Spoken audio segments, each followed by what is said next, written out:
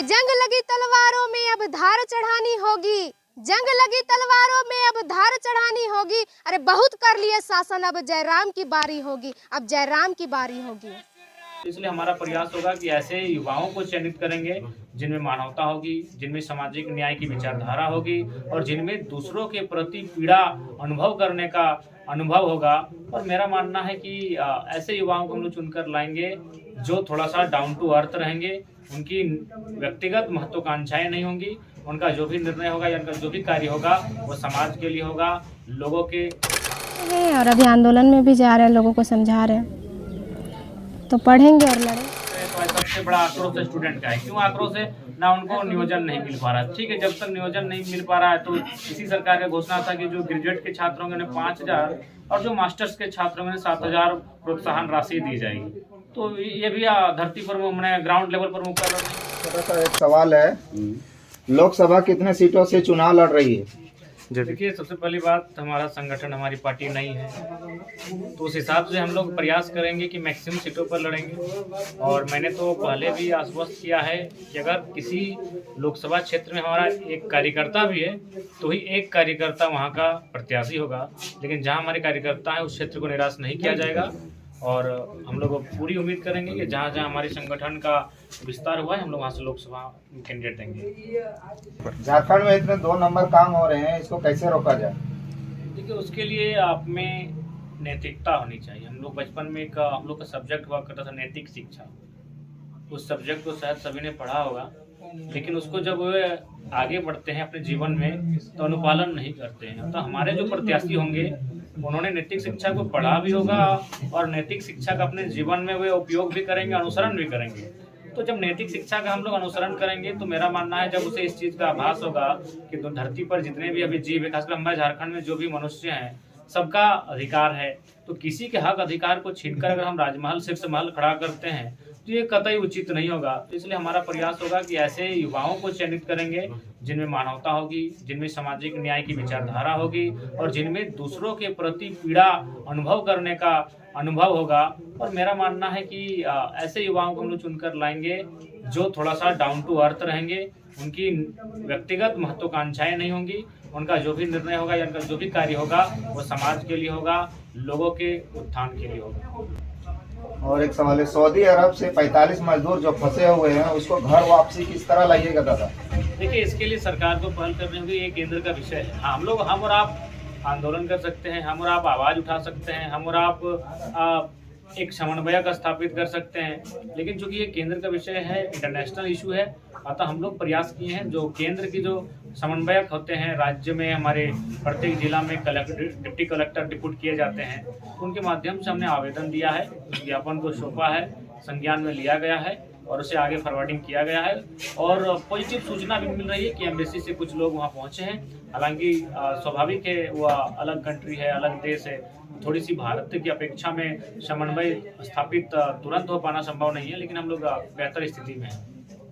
21 दिसंबर को विधानसभा घेराव के दौरान पंचायत सचिवालय संसेवक पर बर्बरता पूर्वक लाठीचार्ज किया जाता है, तो इस पर आप क्या कुछ कहना चाहते हैं? देखिए, मैंने इन सारी समस्याओं का जो है, मेरे हिसाब से जो जितने भी सारी समस्याएं हैं इनसे निजात पाने के लिए राज्य सरकार के पास बहुत सारे वैकल्पिक मार्ग हैं जिनके माध्यम से इन समस्याओं को हम लोग समाधान कर सकते हैं। जैसे अभी मान के चलिए, अगर आप रांची अभी जाते हैं, आज ही शायद मुख्यमंत्री जी का सुने राजधानी में कोई कार्यक्रम था और 4 साल पूरा होने के अवसर में, उसमें मान के चलिए हजारों की संख्या में लोगों को उन्होंने प्रत्येक जिले से बुलाया। मैं चाहूंगा ईमानदारी पूर्वक अगर कोई मीडिया वहां सवाल करे तो और अगर उनको पूछा जाए तो यही कहेंगे कि हमको कहीं ना कहीं बस का भाड़ा दिया गया, हमें यहाँ आने के लिए दिन का मजदूरी दिया गया।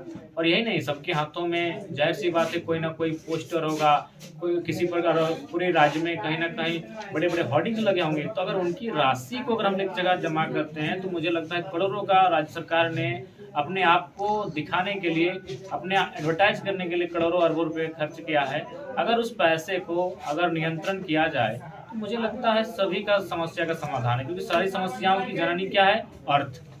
यानी जो भी लाठियां खा रहे किस लिए? ना अपने अर्थ के लिए। कोई भी आंदोलन दे रहा है क्यों ना? अर्थ के लिए। तो अर्थ की अगर हम बात करें, यानी पैसों की बात करें, तो अगर माननीय मुख्यमंत्री थोड़ा सा विवेकशील होकर इन सब सारी चीजों पर सोचने लगे तो मुझे लगता है बेहतर रिजल्ट की स्थिति में झारखंड होगा। जेबी केसेस पार्टी का रजिस्ट्रेशन कब तक आएगा दादा, कुछ जानकारी? देखिए, ये सवाल बार बार आता है और बहुत सारे लोग हमें ये कहते हैं थोड़ा सा इसमें, लेकिन मैं आपको पहले ही बता दूं, लेट होने का कारण ये है कि जब मात्र 2 साल हुआ है और हम लोग तो कभी ये नहीं सोचे थे कि हमें पॉलिटिकल पार्टी बननी है, चुनाव लड़ना है। इस बात को सबको जानना चाहिए। 1.5 साल के बाद जब पूरे राज्य में ये आवाज गूंजी, पूरे राज्य से ये शोर हुआ कि नहीं, अब आप लोग को पॉलिटिकल रिफॉर्म की ओर जाना चाहिए, तब हम लोगों ने निर्णय लिया। तो ऐसे में हमारे पास जो पर्याप्त समय था उसका हमने बखूबी उपयोग किया है और हमारा जो आवेदन है वो दिल्ली तक पहुंचा भी है, लेकिन रजिस्ट्रेशन होने की जो प्रक्रिया है वो कहीं ना कहीं इलेक्शन कमीशन के दायरे में आता है। अब उनका जो गाइडलाइन है उसके अनुसार कार्य हो रहा है। बाकी अगर ऐसी परिस्थिति होगी तो हम लोग प्रयास ये भी करेंगे कि राज्य में अगर कोई ऐसी पार्टियां होंगी तो उनसे हम लोग समन्वय स्थापित करेंगे। जो निष्क्रिय हो चुकी हैं उन्हें हम सक्रिय करने का प्रयास करेंगे और उसका हम लोग जो भी है मालिकाना या फिर जो भी हमने अपने हाथों में लेकर उसको जीवंत करने का प्रयास करेंगे। और एक सवाल है दादा, हेमंत सोरेन का सरकार आज 4 साल पूरा हुआ है, आप उनके कार्यकाल को किस तरह से देखते हैं? देखिए, नकारात्मकता के बीच कुछ सकारात्मक चीजें रही होंगी, लेकिन कुल मिलाकर ओवरऑल अगर देखा जाए तो कहीं ना कहीं राज्य सरकार उन्होंने जो मूल्य वादा किया था उससे काफी पिछड़ी। उनका सबसे पहला था स्थानीयता की। माननीय मुख्यमंत्री स्थान जब विपक्ष दल के नेता थे उस समय बड़ी बड़ी बातें स्थानीयता को लेकर कहते थे कि अगर, तो मेरा मानना है अगर आज सरकार के नियुक्तियों को भी हम लोग जांच करें, अभी आज लैब टेक्नीशियन की एक बहाली सोशल मीडिया में वायरल हो रही कंटिन्यू, तो मैक्सिमम यूपी बिहार के अभ्यर्थी हैं। तो कहीं ना कहीं राज्य सरकार फेलियर है। जिन वादों के साथ ये सरकार में आई है खुद नहीं अनुपालन कर पा रही है। बिल्कुल, तो इसलिए मेरा मानना है कि आज राज्य सरकार ने जो भी वादे किए थे अपने मैनिफेस्टो में जो घोषणा किया था, इन्होंने एक सबसे महत्वपूर्ण घोषणा किया था, हमारे राज्य की कृषि प्रधान राज्य है कि जो भी जीएम लैंड है वो किसान के अधीन होगा, लेकिन आज भी वो लैंड बैंक बना पड़ा है, वो सरकार के अधीन है और पूंजीपतियों को जब भी कंपनी स्थापित होती है खुले तौर पर दी जा रही है। तो लैंड बैंक को भी कम से कम उनकी समझ होनी चाहिए, उस पर रैयत का रसीद कटे, ये व्यवस्था बहाल की जानी चाहिए। इस पर सरकार फैसिलिटी की ओर जा रही है। स्टूडेंट्स की बात करें तो आज सबसे बड़ा आक्रोश स्टूडेंट का है। क्यों आक्रोश है? ना उनको नियोजन नहीं मिल पा रहा है। ठीक है, जब तक नियोजन नहीं मिल पा रहा है तो इसी सरकार का घोषणा था कि जो ग्रेजुएट के छात्रों के 5,000 और जो मास्टर्स के छात्रों में 7,000 प्रोत्साहन राशि दी जाएगी। तो ये भी धरती पर मैंने ग्राउंड लेवल पर मुकर्रर नहीं हो पाई है। तो कुल मिलाकर कुछ पॉइंट होंगे पॉजिटिविटी, लेकिन मैक्सिमम नेगेटिविटी के साथ ये सरकार चला रहे हैं और इनकी मंशा भी वही दिख रही है। आज कहीं भी चले जाएं, अभी हमारे तो चांची में लगभग 50 के आसपास कोयला का ट्रक जब्त किया गया है। तो ये स्पष्ट है, राज्य सरकार का कानों कान ये खबर मिलता है कि जो मैंने एक ग्राउंड लेवल का जो कोयला है इसकी जो अवैध कमाई होती है राज्य सरकार के बड़े बड़े लोगों तक रांची पहुंचने का काम होता है। ठीक, पढ़ भी रहे हैं और अभी आंदोलन में भी जा रहे हैं, लोगों को समझा रहे हैं, तो पढ़ेंगे और लड़ेंगे भी। जैसे अभी जेबी केसेस में क्रांतिकारी बेबी महतो, क्रांतिकारी पूजा महतो है, तो उस तरह आपका भी नाम अभी उभर रहा है, कैसा लग रहा है आप लोगों आपको?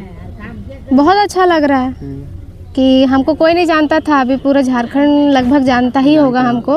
और इससे जो मतलब जो न्यूज़ निकल रहा है ना, वो हमको सबसे ज़्यादा अच्छा लग रहा है, क्योंकि मेरे जो पापा हैं, मेरे अब्बू हैं, उनको कहीं ना कहीं मेरे द्वारा जाना जा रहा है। तो इससे बढ़कर खुशी क्या मिलेगी मेरे लिए।